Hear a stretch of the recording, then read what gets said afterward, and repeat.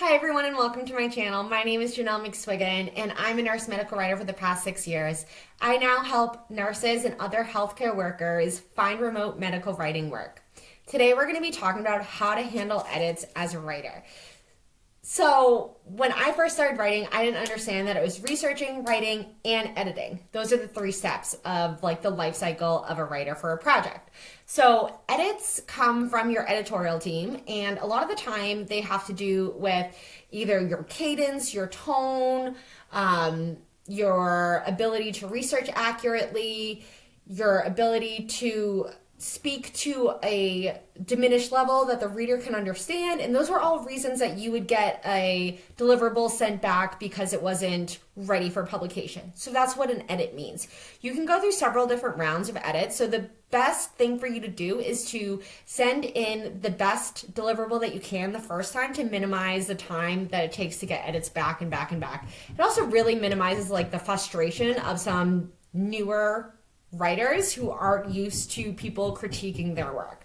Basically, an editor is like, wrong, this is bad. Nope, gotta rewrite this. And it can be really frustrating as a writer, especially because editors are really short when they edit things. They just don't have the time to be like, oh, this was really good, but usually it's just like, wrong, nope, do this. So it can be misconstrued as just being really short-tempered and like rude, but a lot of the time I'll get on the phone with my editors and they're like, no, that was actually really good. There's just some things there you have to tweak. So it's really easy for writers to get really defensive about their edits. The first piece of advice I have for you is to not take it personal at all. Your editors are on your team. They are not there to make you feel bad or be superior to you or to bruise your ego or anything like that. It's nothing personal against you, your personality, or your worth as a writer. They're just there to do their job and to make sure that the piece that goes out is the best deliverable that it can be, which you should actually be grateful for because they're polishing up something that is attached to your name. So once you figure out that they're not insulting you, and they're actually not even insulting your writing, it's just they have a job to do and you have a job to do, it gets a lot easier. So this leads into my second tip for taking edits as a nurse medical writer, and that's reframing it as they're making you a better writer. I am so grateful for edits because they show me exactly what my weak points are and how can I improve, especially if the edits have rationale for their edits, just like nursing interventions. We love a good rationale. My best editorial teams have been the ones that cut apart my writing and help me understand what I'm doing wrong. My least favorite editorial teams are the ones that edit my work for me and I don't know what I did wrong, so I keep making the same mistakes. I never grow as a writer. And growing as a writer is painful, right? You have to understand that you're not the best at what you're doing at that moment and make the changes to meet the tone or the needs of your editor, which can be kind of, a bruise to your ego.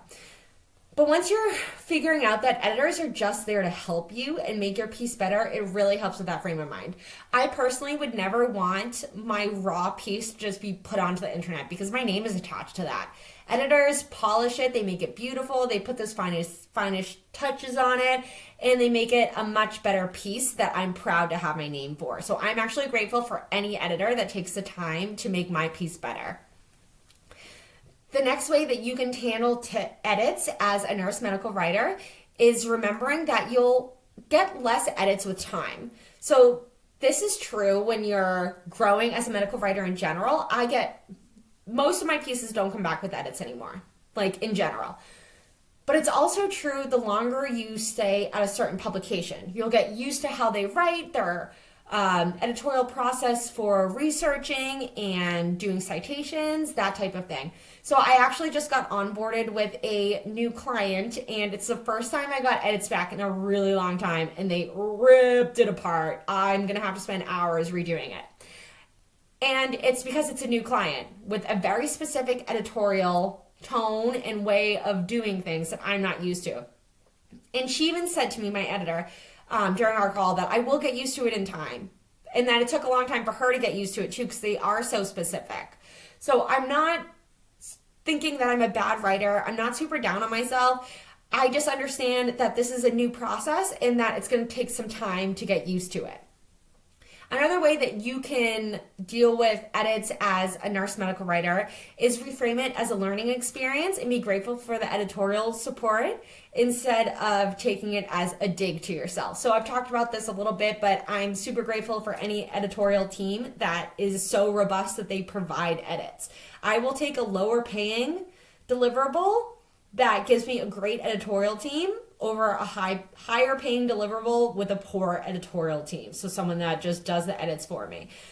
Every time I get edits back, I'm making a note of what I did wrong and what I can do better for next time.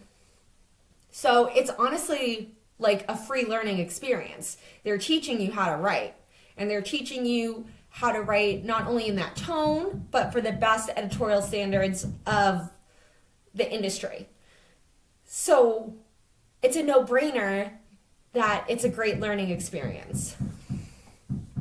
So those are the ways that you can handle edits as a nurse medical writer in the future. It does get easier in time, and you will get used to getting edits. Like I said, it is very second nature. Expect every single one of your documents to come back with edits. That's just what's going to happen, especially for the first couple of years.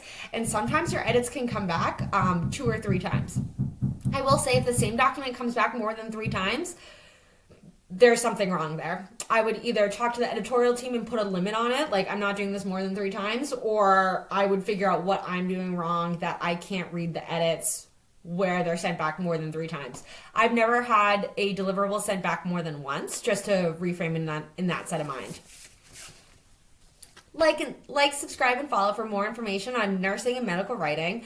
If you're curious about medical writing, I have more resources on willowbarkwriting.com. Thanks, bye.